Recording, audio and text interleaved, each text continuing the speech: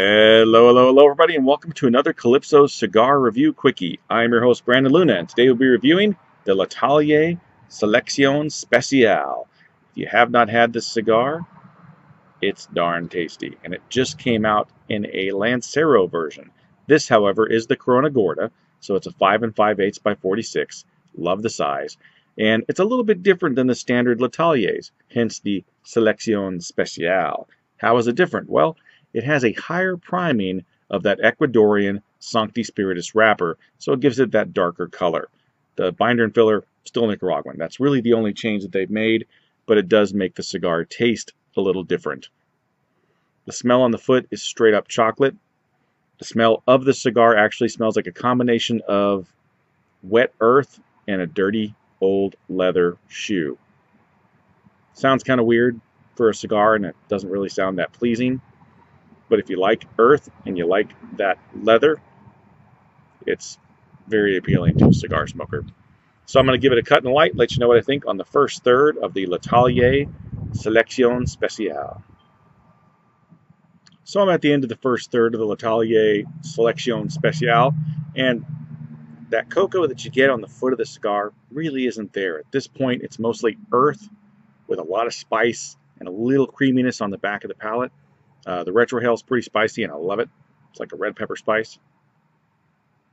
Just loaded with flavor. Very, very different than the standard L'Atelier line. I love the standard L'Atelier line. I'm a big fan of it, but this is a step up, I think.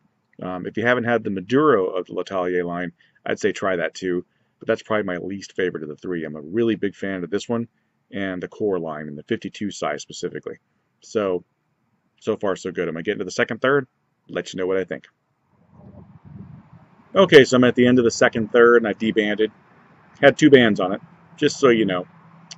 Second third, that cocoa came into play. It really wasn't there in the first third, but it has surfaced, and a lot of leather as well. Still very spicy, and the earth is kind of trailed off. It's there if you leave the smoke in your mouth a bit and move it around, but it's kind of dissipated.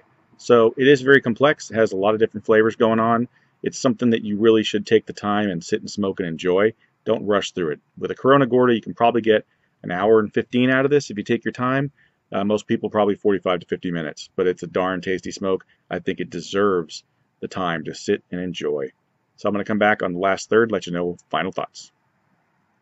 All right, so the last third of this gets pretty intense. It definitely goes from medium to full-bodied at the last third.